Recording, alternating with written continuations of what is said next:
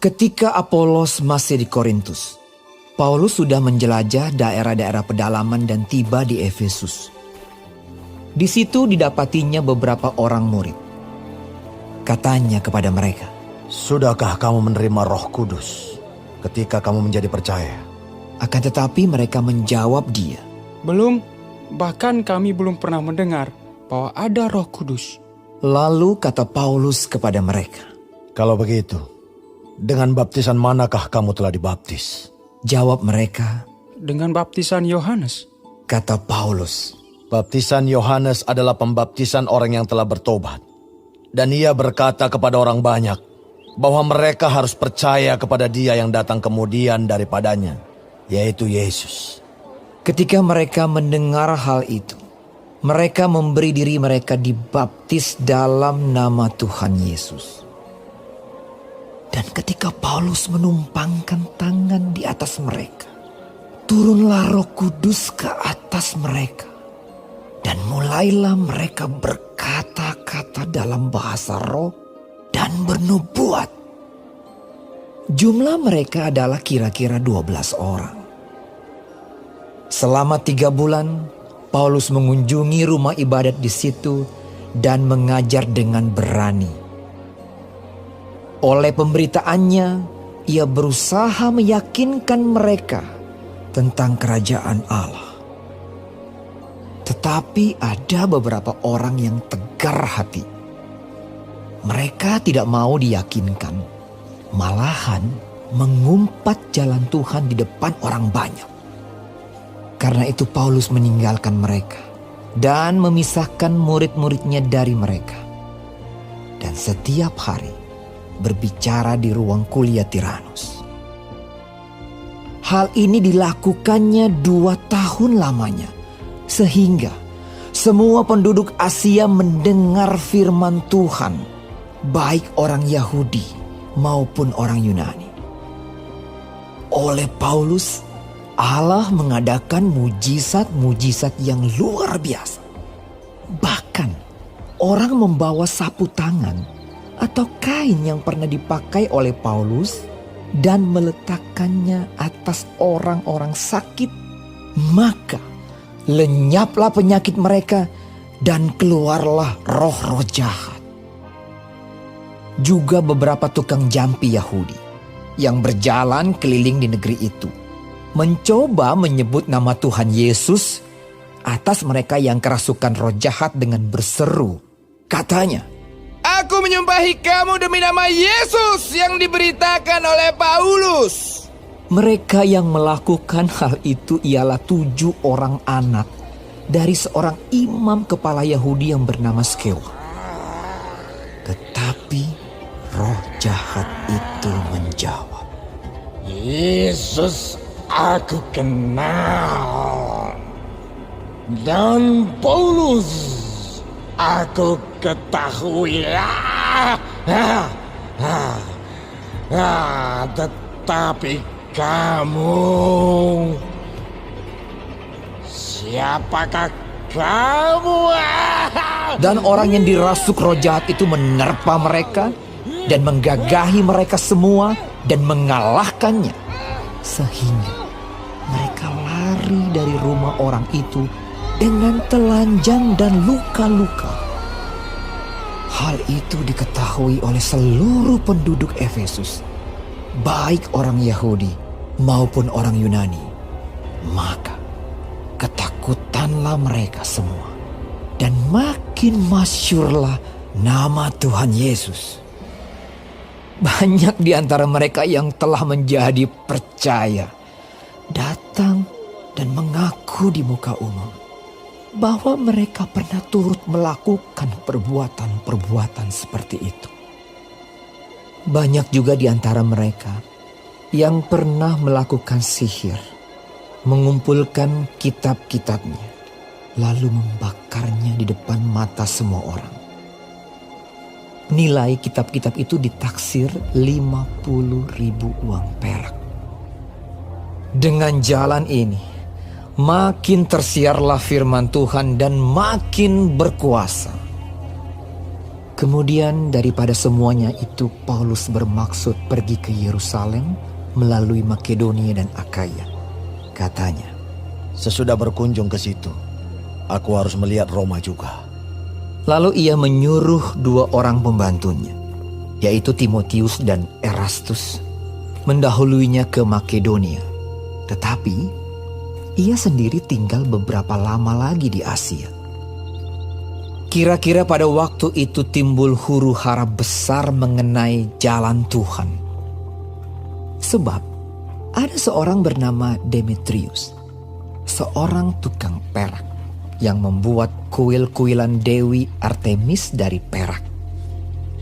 Usahanya itu mendatangkan penghasilan yang tidak sedikit bagi tukang-tukangnya. Ia mengumpulkan mereka bersama-sama dengan pekerja-pekerja lain dalam perusahaan itu dan berkata, Saudara-saudara, kamu tahu bahwa kemakmuran kita adalah hasil perusahaan ini.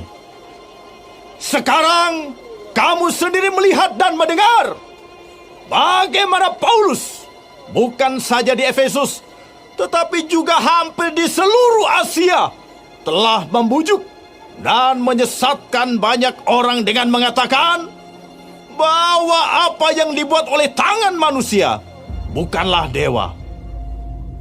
Dengan jalan demikian, bukan saja perusahaan kita berada dalam bahaya untuk dihina orang, tetapi juga kuil Artemis, dewi besar itu, berada dalam bahaya akan kehilangan artinya. Dan Artemis sendiri, Artemis yang disembah oleh seluruh Asia dan seluruh dunia yang beradab, akan kehilangan kebesarannya. Mendengar itu, meluaplah amarah mereka. Lalu mereka berteriak-teriak. Katanya, Bersalah Artemis, Dewi orang Efesus! seluruh kota menjadi kacau dan mereka ramai-ramai membanjiri gedung kesenian serta menyeret Gaius dan Aristarkus, keduanya orang Makedonia dan teman seperjalanan Paulus. Paulus mau pergi ke tengah-tengah rakyat itu, tetapi murid-muridnya tidak mengizinkannya.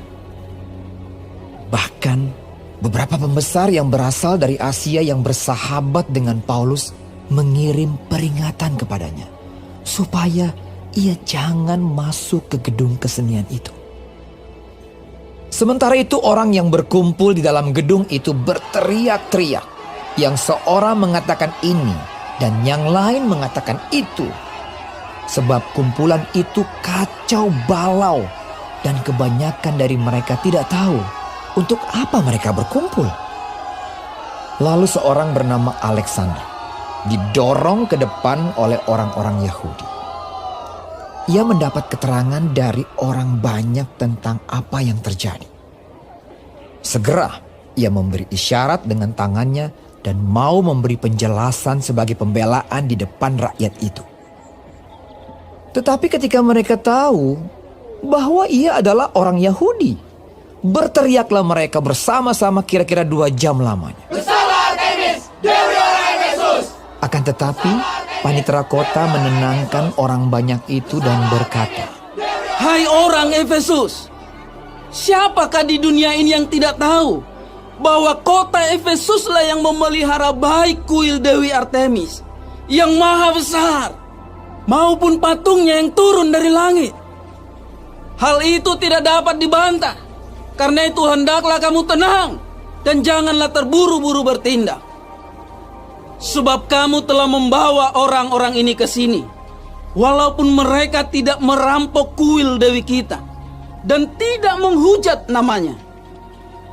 Jadi, jika Demetrius dan tukang-tukangnya ada pengaduannya terhadap seseorang, bukankah ada sidang-sidang pengadilan dan ada gubernur? Jadi hendaklah kedua belah pihak mengajukan dakwaannya ke situ. Dan jika ada sesuatu yang lain yang kamu kehendaki, baiklah kehendakmu itu diselesaikan dalam sidang rakyat yang sah.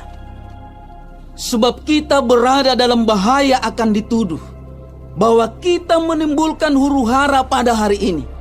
Karena tidak ada alasan yang dapat kita kemukakan untuk membenarkan kumpulan yang kacau balau ini. Dan dengan kata-kata itu, ia membubarkan kumpulan rakyat itu.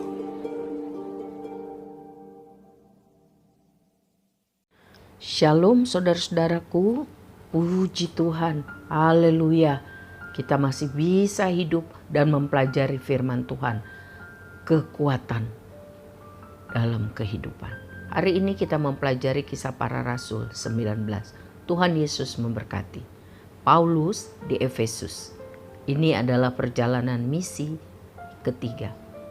Efesus adalah ibu kota dan pusat bisnis utama dari provinsi kerajaan Romawi di Asia. Sekarang adalah Turki. Paulus tinggal di Efesus selama 2 tahun. Di sana Paulus menginjil dan menulis surat 1 Korintus yang ditujukan untuk jemaat Tuhan di Korintus yang sedang bermasalah. Di Efesus ada orang-orang yang sudah pernah menjalani baptisan oleh Yohanes Pembaptis. Baptisan itu adalah tanda pertobatan dari dosa dan bukan tanda hidup baru di dalam Kristus. Orang-orang di Efesus perlu belajar lebih lengkap tentang pemberitaan dan pelayanan Tuhan Yesus. Dan setelah mereka diajar, mereka percaya bahwa Yesus Kristus adalah Mesias. Sesudah itu mereka perlu belajar lagi tentang pentingnya peranan Roh Kudus dalam kehidupan, yaitu untuk meneguhkan kehidupan sebagai orang-orang percaya. Ketika Paulus menumpangkan tangan ke atas para murid, orang-orang percaya itu yang sudah belajar dengan sungguh-sungguh mengenai Kristus dan Roh Kudus, maka mereka menerima kepenuhan Roh Kudus sama seperti yang dialami murid-murid Tuhan Yesus pada hari Pentakosta di Yerusalem, yaitu berbicara dalam bahasa-bahasa yang diberikan Roh Kudus untuk meneguhkan iman sehingga hidup menjadi pelaku iman firman dan untuk memberi semangat menjadi saksi Kristus, menyampaikan Injil dengan setia dan berani sampai ke ujung bumi.